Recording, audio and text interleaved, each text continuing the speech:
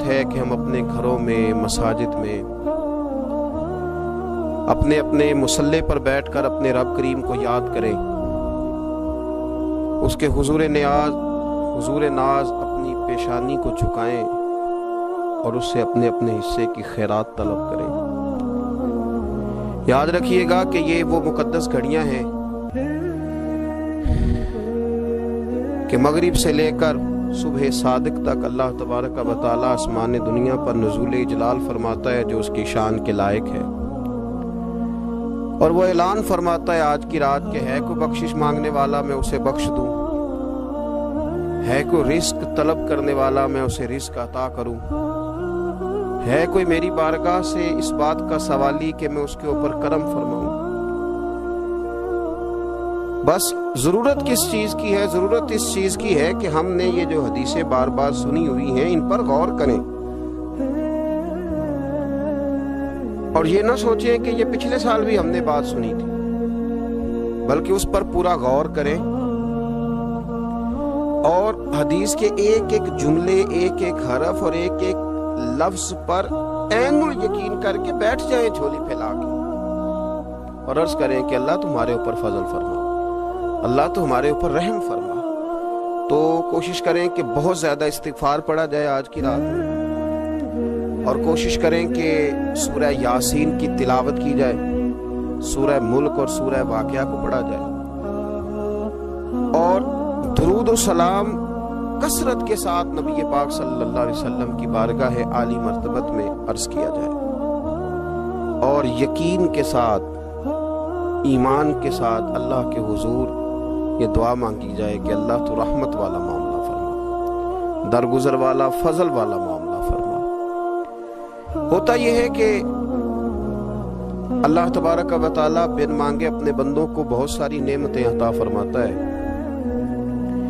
بہت سارا کرم اللہ تبارک و تعالی بغیر بندوں کی طلب کے ان پر فرماتا ہے، لیکن اس کے باوجود بندے بعض اوقات بڑی سخت نافرمانیاں کرتے ہیں، اور بہت ساری جگہوں پر وہ اللہ تبارک و تعالیٰ کی نہ صرف یہ کہ ناشکری کرتے ہیں، حکم و عدولی کرتے ہیں، بلکہ اس کے غضب کو آواز دیتے ہیں۔ ظلم کیا جاتا ہے، حدود اللہ سے تجاوز کی جاتی ہے، غریبوں کا حق کھایا جاتا ہے، لاوارث، یتیم، کمزور لوگوں کے ساتھ جب زیادتیاں حد سے بڑھ جاتی ہیں تو پھر اللہ ناراض ہو جاتا ہے، پھر وہ بہت ساری جگہوں پہ اپنے بندوں کو آزمائش میں بھی مبتلا کرتا ہے۔ تو میرے عزیز، آج کی اس رات میں کثرت استغفار کی ضرورت ہے، اللہ تبارک و تعالیٰ کو منانے کی ضرورت ہے، اس کے فضل کو آواز دینے کی ضرورت ہے۔ ہم انسان ہیں، بھول جاتے ہیں، بشر ہیں، بے خبر ہیں، ہلاکت کی دعا کیوں مانگیں؟ تو ہم کئی دفعہ بھول جاتے ہیں، کئی دفعہ ہمارے ساتھ اس طرح کا معاملہ ہو جاتا ہے کہ ہمیں سمجھ نہیں آتی کہ اب ہمیں کون سا رستہ اختیار کرنا ہے۔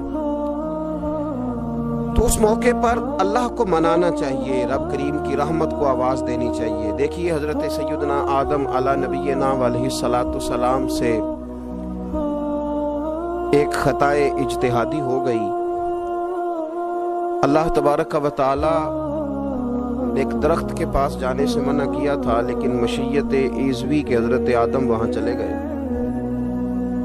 اور پھر جب انہیں محسوس ہوا نا کہ میرا رب ناراض ہو گیا ہے اور وہ زمین پہ تشریف لے آئے، تو 300 سال انہوں نے رو کے گزارے۔ یہاں تو خشک ہو گئی ہیں لوگوں کی آنکھیں۔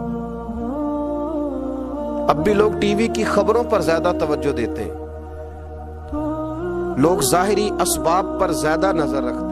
300 سال جناب آدم علیہ السلام نے رو کے گزار دیے،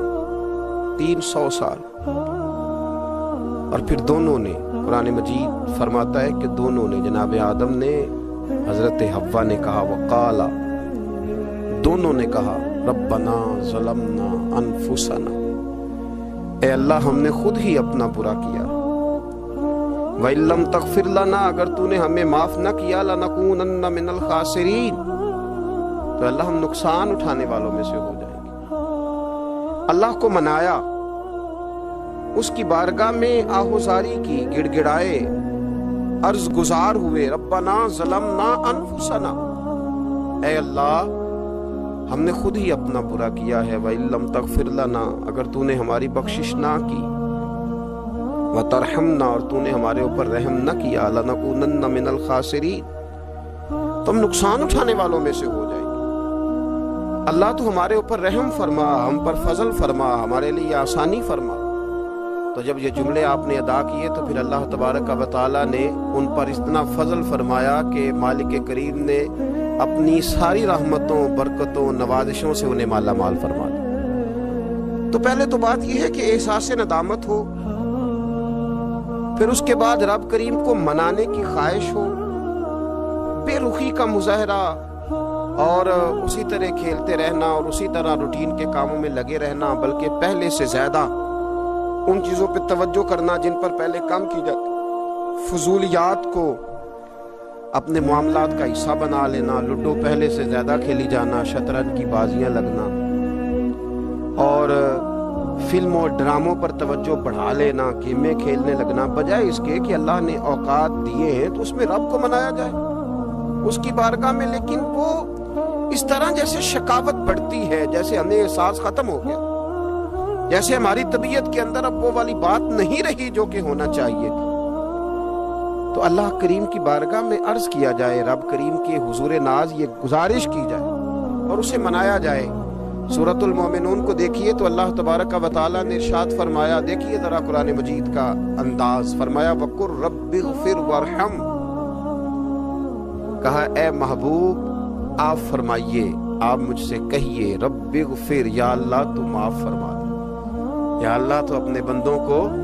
معاف فرما دے، ورحم، اور اللہ تو رحم فرما، اور محبوب آپ یہ کہیے کہ وانت خیر الراحمین، اے اللہ تو سب سے بڑھ کر رحم فرمانے والا، اے محبوب آپ یہ کہیے۔ یہ دیکھیے انداز، اللہ تو نے معاف کرنا ہے تو کر دے، فرمایا نہیں میرے حبیب پہلے کہیں گے، حضور فرمائیں گے، میں اپنے محبوب کی زبان اطہر سے اس بات کو سننا محبوب رکھتا ہوں۔ میرے محبوب کریم علیہ السلام فرمائیں گے وَقُلْ رَبِّ اغْفِرْ وَارْحَمْ وَأَنْتَ خَيْرُ الرَّاحِمِينَ، اے محبوب آپ مجھے کہیے کہ اللہ تو بخش دے، رحم فرما، اور تو سب سے بڑھ کر رحم کرنے والا ہے، کوئی آنکھو شاید من جاوے تے میرا کم تتڑی دا بن جاوے۔ اے محبوب آپ کہیے کہ اے اللہ تو رحم فرما، تو کرم فرما، اور تو سب سے بڑھ کر رحم کرنے والا ہے۔ نبی پاک صلی اللہ علیہ وسلم نے ہماری توجہ دلائی، حضور صلی اللہ علیہ وسلم نے فرمایا بے توجہی کے ساتھ ادھر ادھر خیالات کر کے رب سے نہ مانگا کرو، تردد کے ساتھ، بے یقینی کے ساتھ نہ مانگا کرو، بلکہ رسول کریم صلی اللہ علیہ وسلم نے فرمایا، یہ حدیث پاک مسلم شریف میں موجود ہے، حضور فرمانے لگے جب رب سے مانگو نا تو اصرار کر کے مانگو، جب رب سے مانگو تو اصرار کر کے، بچہ ناز دکھا رہا ہے اصرار کر، اللہ سے مانگو تو اصرار کر کے مانگو، اور فرمایا رغبت کے ساتھ مانگو۔ کیا خوبصورت لفظ ہے حدیث کے، حضور فرمانے لگے اصرار کر کے مانگو، رغبت کر کے مانگو۔ رب کے لیے کوئی چیز دینا مشکل تو نہیں ہے نا، اس کے لیے کوئی مشکل ہے تمہیں عطا کرنا، تو رغبت کر کے اللہ سے سوال کرو، اسے مناؤ۔ اور خود نبی پاک صلی اللہ علیہ وسلم کا حال یہ تھا، حضرت عائشہ صدیقہ رضی اللہ تعالیٰ عنہ فرمانے لگی کہ نبی پاک دعا رسول اللہ صلی اللہ علیہ وسلم، یہ لفظ ہیں حضرت عائشہ کے، اللہ اکبر، ذرا ان میں ڈوب کر دیکھیے گا، ذرا ان لفظوں میں کھو کر دیکھیے گا، ام المومنین کیا فرماتی ہیں، حضرت عائشہ صدیقہ فرماتی ہیں، یہ بھی مسلم میں موجود ہے، کہتی ہیں دعا رسول اللہ، کہتے ہیں نبی پاک نے دعا مانگی، حضور نے دعا مانگی، سبحان اللہ، کیا لفظ ہیں، کیا وجد آفری جملے، کہتی ہیں دعا رسول اللہ، نبی پاک نے دعا مانگی، ثم دعا، دعا مانگ کر حضور پھر دعا مانگنے لگے، حضور نے دعا مانگی اور دعا مانگ کر حضور پھر دعا مانگنے لگے، اور ثم دعا رسول اللہ، تیسری دفعہ فرماتی ہیں، کہتی ہیں حضور نے دعا مانگی اور دعا مانگ کر پھر دعا مانگنے لگے، یعنی حضور نے دعا مانگی اور پھر دعا مانگی اور دعا ختم ہو گئی تو تیسری دفعہ پھر دعا مانگی، یعنی حضور نے مانگا، کیا کہا حضرت نے، فرمانے لگے مانگیں گے مانگے جائیں گے، منہ مانگی پائیں گے، سرکار میں نہ لا ہے نہ حاجت اگر کی ہے، مانگیں گے مانگے جائیں گے، منہ مانگی پائیں گے۔ حضور نے دعا مانگی اور دعا مانگ کر پھر دعا مانگی اور دعا مانگ کر پھر دعا مانگی، تو نبی پاک صلی اللہ علیہ وسلم کا تو اللہ سے مانگنے کا، اس کو منانے کا یہ طریقہ، حضرت عبداللہ ابن عمر فرمانے لگے، یہ لفظ ابو داؤد شریف میں موجود ہے، ذرا ان کا بھی ذائقہ محسوس کیجئے گا۔ حضرت سیدنا عبداللہ ابن عمر فرماتے میں حضور کی مجلس میں حاضر تھا، حضور مانگنے لگے اللہ سے، حضور اللہ سے مانگنے لگے۔ میں تو کئی دفعہ یہ دعا بھی مانگنے لگ جاتا ہوں کہ اللہ تو ان دعاؤں کی طرف تو دیکھ جو تیرے رسول نے ہمارے لیے مانگی۔ اللہ تو ہمیں تو نہیں نہ مانگنا آتا، نہیں طریقہ آتا، نہیں سلیقہ آتا، نہیں انداز آتا، ہم تو بے توجہ سے لوگ ہیں، بیٹھنے کا ڈھب نہیں آتا ہمیں تو ہاتھ اٹھانے کا سلیقہ نہیں آتا، ہم تو وضو کرنے کے اس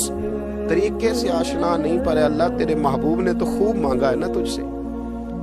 تیرے پیارے حبیب علیہ السلام نے تو تجھے منایا ہے نا ہمارے حق میں، تو اللہ تو ان دعاؤں کی طرف تو دیکھ۔ حضرت عبداللہ ابن عمر رضی اللہ تعالیٰ عنہ فرماتے میں حضور کی مجلس مبارکہ میں بیٹھا تھا، ابو داؤد شریف میں موجود ہے، کہتے حضور دعا مانگ رہے تھے۔ دعا کیا تھی؟ دعا حضور یہ مانگ رہے تھے، رب اغفر لی،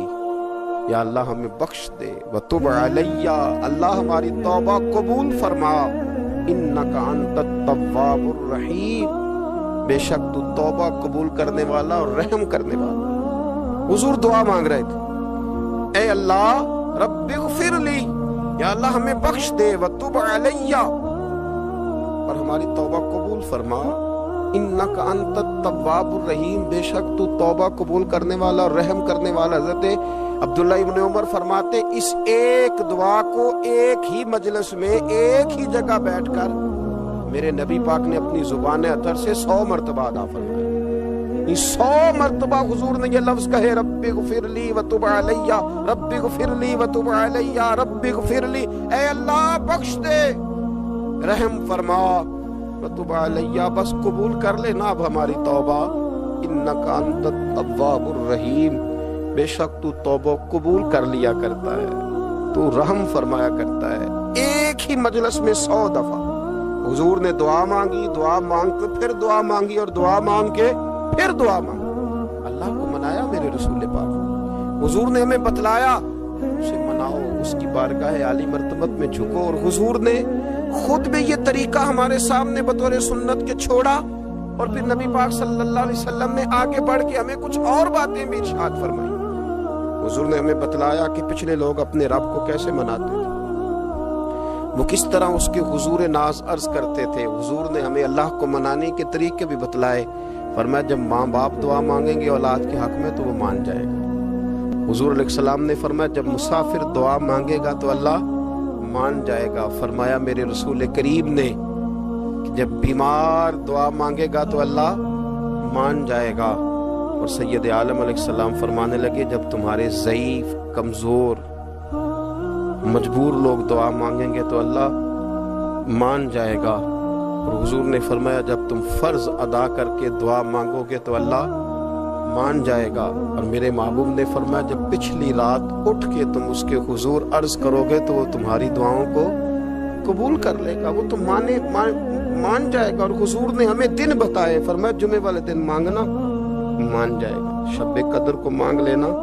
مان جائے گا، شب برات میں دعائیں کرنا وہ مان جائے گا، رمضان کی راتوں میں مانگنا مان جائے گا، قرآن پاک کے ختم کے موقع پر دعا کرنا مان جائے گا۔ طریقے بتلائے۔ اب یہ ہے کہ ہم نے تو مانگنا تھا نا اس کی بارگاہ میں، ہم نے تو حاضر ہونا تھا، ہم نے تو جانا تھا، اب ہم نے آگے بڑھنا ہے، اس کے حضور عرض کرنا ہے۔ حضور نے ہمیں بتلایا کہ مومن متقی ہوتا ہے نا، پرہیزگار ہوتا ہے، تو اس نے کچھ نیکیاں بھی کی ہوتی ہیں، جس طرح اسے اپنے گناہوں کا پتہ ہوتا ہے نا، اسے پتہ ہوتا ہے کہ نہیں یار فلاں کام میں نے فقط اللہ کی رضا کے لیے کیا ہوا ہے، وہ میرا اور میرے رب کا راز ہے۔ فرمایا جب تم بڑے الجھ جاؤ نا، جب تم بڑی آزمائش میں آ جاؤ، اور جب تم سمجھ لو کہ اب میں بڑی تکلیف میں آ گیا ہوں، تو پھر ایک طریقہ حضور نے ہمیں اور بھی بتلایا مانگنے کا، ایک اور طریقہ بھی بتلایا، اور وہ روایت صحیح مسلم میں موجود ہے۔ راوی حضرت عبداللہ ابن عمر رضی اللہ تعالیٰ، حضور فرماتے ہیں 3 لوگ سفر کر رہے تھے، یہ آپ اندازہ فرمائیے صحیح مسلم کی حدیث ہے، اور ذرا حضور کے سمجھانے کا ایک یہ رنگ بھی ہے اللہ کو منانے کا، ایک یہ انداز بھی ہے اس کی بارگاہ میں गुजारिशात पेश करने का ये भी एक तरीका हुजूर ने हमें बतलाया। अगरचे अपनी नेकियों को छुपाना चाहिए, नेकियां जो छुपी हुई होती हैं वो कीमती होती हैं, वो कीमती चीजें होती हैं जो लोगों ने छुपा करके रखी होती हैं। हजरत अब्दुल्लाह इब्न उमर फरमाने लगे कि नबी